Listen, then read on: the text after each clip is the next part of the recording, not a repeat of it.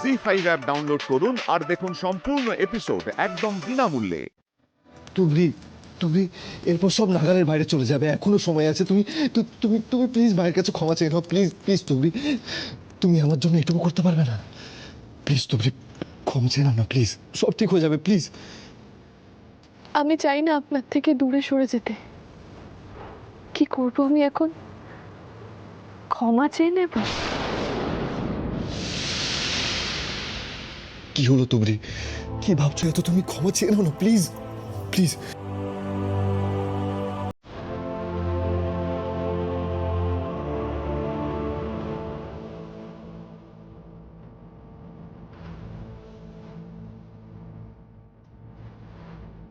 এখন কি হবে? তুই যদি ক্ষমা চেয়ে নেয় তাহলে তো সব শেষ। চুপ করে থেকো না, তুমি বলো প্লিজ প্লিজ। আমার মেয়েটা তার মাকে পায় না শুধুমাত্র ওই মহিলার জন্য।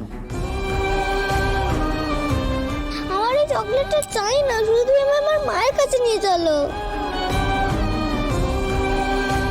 আমার বাচ্চাটা কি তার মাকে পাবে?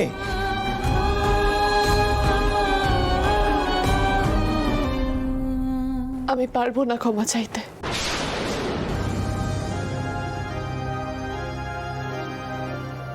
পারবো না।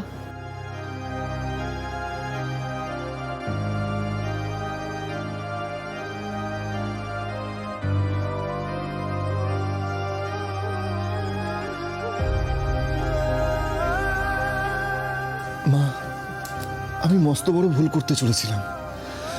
ঈশ্বর আমাকে বাঁচিয়ে দিয়েছে। তুমি তুমি প্লিজ আমাকে ক্ষমা করে দাও মা, প্লিজ।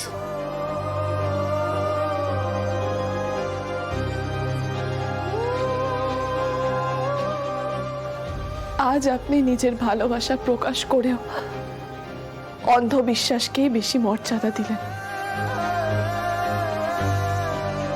বেশ, ঠিক আছে।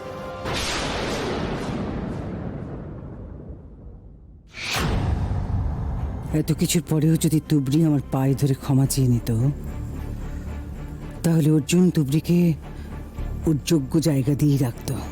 সেটা তুবড়িও বোঝে, তবুও ক্ষমা চাইল না।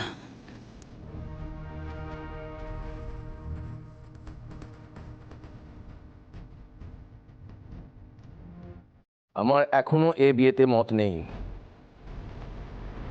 ড্যাড, আবার কি হলো? যে ছেলে নিজের সিদ্ধান্তে স্থির থাকতে পারে না, কখনো এক কথা বলছে কখনো আরেক কথা বলছে, একজন অনিচ্ছুকের সাথে তুই কেন বিয়ে করতে যাবি? কি কারণে? হ্যাঁ, আমি অর্জুনকেই বিয়ে করব। ওর সাথে তো আমার বিয়ে হওয়ার কথা ছিল, রাইট? আর শোনো, মেন কালপ্রিট হলো এই তুবড়ি। তুবড়ি অর্জুনের মাথা ঘেটেছে, ঠিক আছে?